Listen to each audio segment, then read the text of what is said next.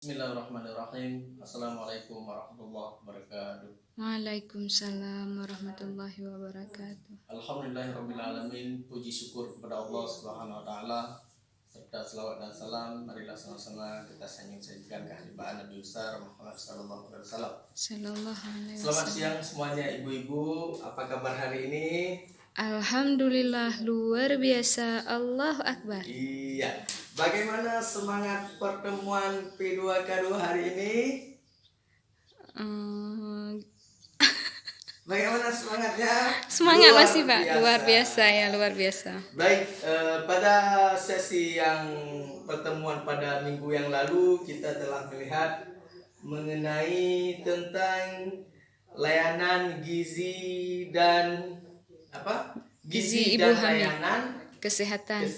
bagi ibu hamil.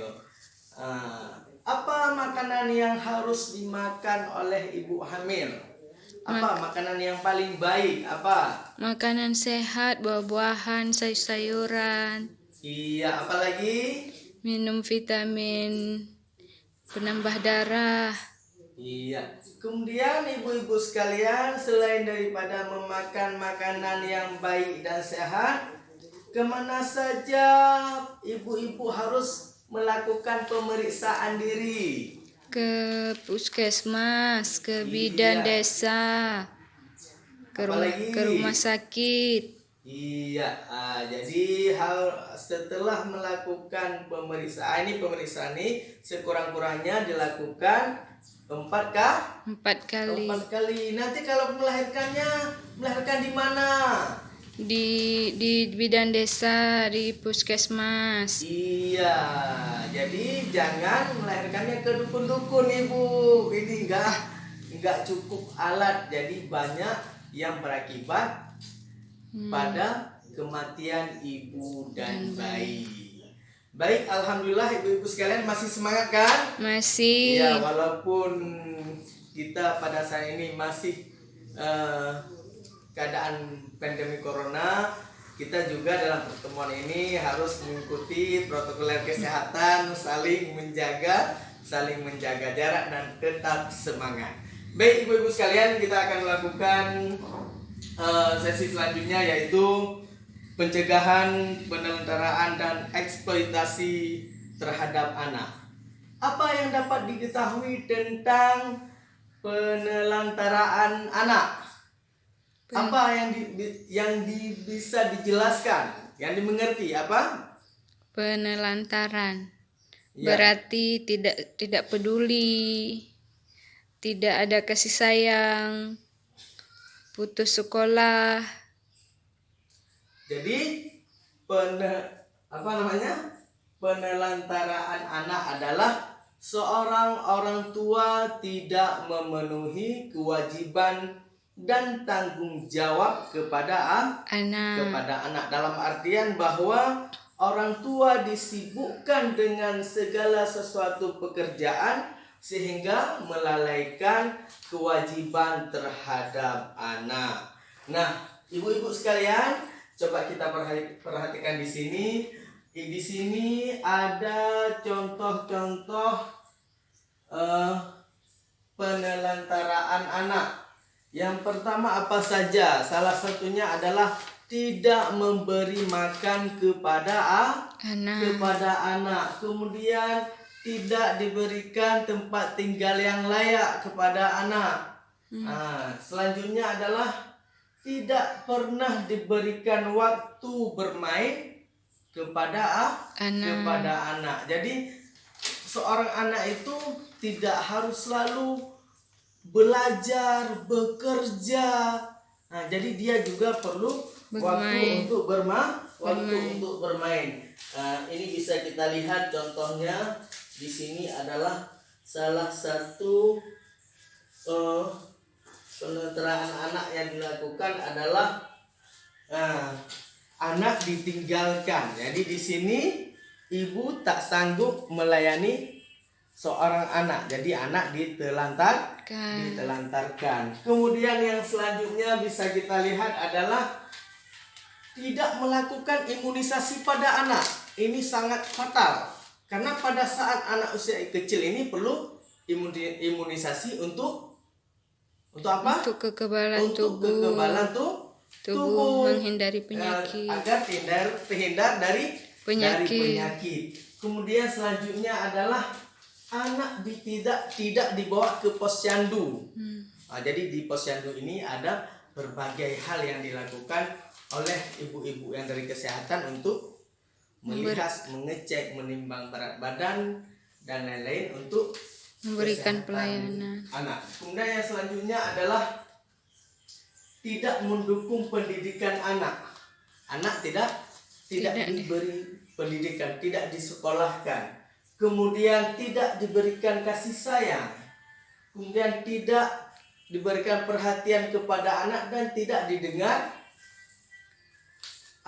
pendapat dan saran dari anak. Kemudian juga bisa kita lihat di sini bahwa penelantaraan anak ini berakibat sangat besar dia. Antaranya adalah putus sekolah, kemudian kurang gizi, celaka, luka, sakit. Ini coba ibu lihat, ibu bisa lihat juga di fotokopi yang sudah dibagikan tadi. Kemudian bagaimana cara agar anak tidak ditelantarkan? Seorang orang tua, ibu dan bapak agar mampu mencegah penelantaran bagi anak. Yang pertama adalah memenuhi kebutuhan dasar anak. Apa kebutuhan dasar anak? Kasih sayang, sandang, pangan, dan papan. Kemudian meluangkan waktu bersama dengan anak. Pada sesi yang lalu kita telah melihat bagaimana menjadi orang tua yang baik. Meluangkan waktu berbicara. Kadang-kadang ketika anak kita mau tidur, ibu ataupun bapak memberi cerita kepada anak. Iya, masih semangat ibu-ibu sekalian? Masih. Iya. Selanjutnya adalah berbagi tugas dalam mengasuh anak. Bukan hanya ibu saja, bapak juga mempunyai peran penting dalam mengasuh anak. Kemudian memperhatikan pergaulan anak, melihat anak kita dengan siapa bergaul, apakah dia bergaul dengan ke arah yang membawa dia kepada keburukan ataupun kepada yang kebaikan. Kemudian selanjutnya adalah memperhatikan perkembangan tumbuh kembang anak. Kemudian juga menitipkan anak. Menitipkan anak ini ketika misalnya ada keluarga yang sama-sama ibu dan bapaknya bekerja. Kadang-kala anak ini dititipkan. Jadi kita harus menitipkan kepada orang yang bisa kita percaya. Kemudian ataupun kita menitipkan anak pada tempat penitipan anak. Selain daripada penelantaran anak, kita juga melihat masalah tentang eksploitasi anak. Apa yang ibu-ibu sekalian ketahui tentang eksploitasi pada anak? Apa? Memanfaatkan anak. Apalagi Ibu Husnul. Mempekerjakan anak. Iya, tepuk tangan untuk Ibu Husnul. Masih semangat ibu-ibu? Masih. Iya. Pengertian daripada eksploitasi anak ini adalah pemanfaatan anak untuk memperoleh keuntungan material ataupun immaterial. Nah, jadi ibu sekalian mungkin pernah pergi ke kota. Jadi pernah melihat ada anak-anak yang mengemis di persimpangan jalan pada lampu stop. Pernah ibu lihat pada lampu merah? Pernah. Itu merupakan salah satu eksploitasi pada anak. Nah, contoh-contoh eksploitasi pada anak apa? Ini bisa kita lihat pada gambar berikut. Ini ada gambarnya. Nah, anak disuruh menjual koran. Ini memutuskan pendidikan dan kehidupannya. Seharusnya dia ini bersekolah, tapi dia disuruh untuk menjual koran. Kemudian hasilnya dia serahkan kepada orang tuanya. Jadi memanfaatkan orang tua. Ini ibu-ibu pernah ada Memanfaatkan anak. maaf maksudnya memanfaatkan anak. Ini ibu ada satu cerita ini yang terjadi di di Tanjung Pinang, Pulau Riau. Ini terjadi pada tahun 2011. Ada seorang anak, sebut saja namanya ES, berusia 16 tahun. Ini terjadi ketika orang tuanya setelah bercerai, orang tuanya, ibu dan bapaknya, ini terjadi. Jadi di hasil dari persidangan bahwa ES ini diasuh oleh ibunya, tetapi ibunya ini memanfaatkannya, menjadikannya sebagai penyanyi di kafe-kafe. Jadi dia ini disuruh melayani bapak-bapak ataupun om-om hidung belang mencari uang. Jadi dalam setiap malam si anak IS ini dia mendapatkan uang 3 sampai 4 juta. Kemudian uang tersebut disetor untuk ibunya. Ini salah satu eksploitasi pada anak, dan ini telah dilaporkan kepada Mabes Polri dan juga telah dilaporkan kepada Komisi Perlindungan Anak Indonesia. Nah, ini bisa kita lihat contoh-contoh pemanfaatan eksploitasi pada anak. Yang pertama adalah anak yang dilacurkan. Kemudian ada juga pornografi bagi anak. Kemudian ada juga anak yang mengalami kecacatan atau bayi yang digunakan untuk memancing rasa iba. Ibu-ibu mungkin pernah pergi ke pasar. Ibu-ibu mungkin pernah melihat di lampu stop ada orang-orang tua atau ibu-ibu yang menggendong anak kecil kemudian meminta-minta uang. Ini salah satu contoh dari eksploitasi pada anak.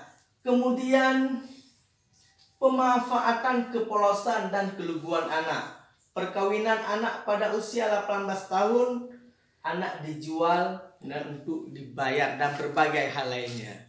Kemudian juga pemanfaatan tenaga.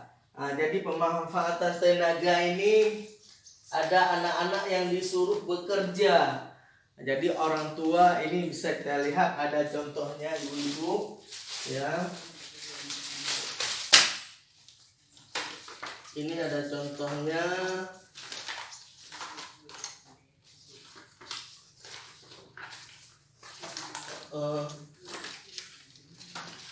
Ini salah satu contohnya.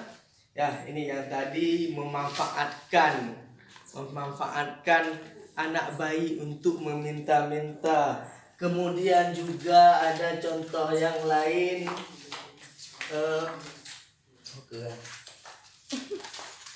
Menyuruh anak untuk bekerja. Mana contohnya ya?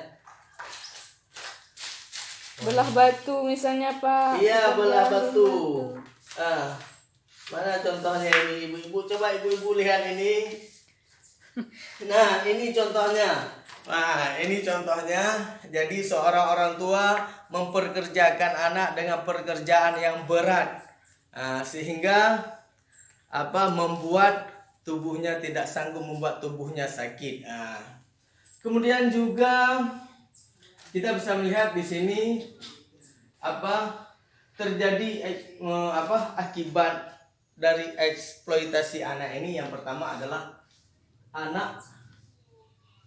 unsur eksploitasi ini ada keuntungannya. Yang pertama, orang yang melakukan eksploitasi ini memperoleh uang. Misalnya anak yang dilacurkan, dipekerjakan, ataupun disuruh mengemis, nanti uang-uangnya akan disetor kepada orang yang menyuruhnya. Siapa itu? Orang tua ataupun anak yang di-trafficking, anak yang dijual.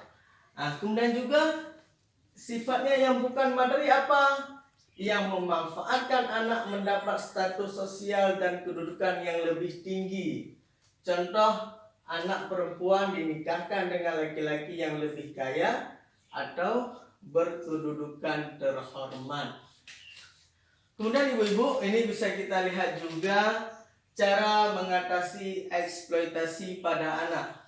Yang pertama sekali, anak tetap kita upayakan untuk sekolah. Kemudian tidak menyuruh bekerja yang mengganggu kegiatan bermain dan belajar.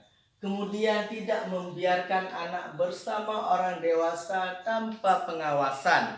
Nah, jadi anak-anak harus diawas juga dengan siapa dia bermain, dengan permainan apa yang dia mainkan. Nah, kemudian tidak mudah untuk mempercayai janji-janji orang lain. Ada jumpa orang lain kemudian mengajak si anak untuk berbuat sesuatu, dijanjikan dengan janji-janji yang manis.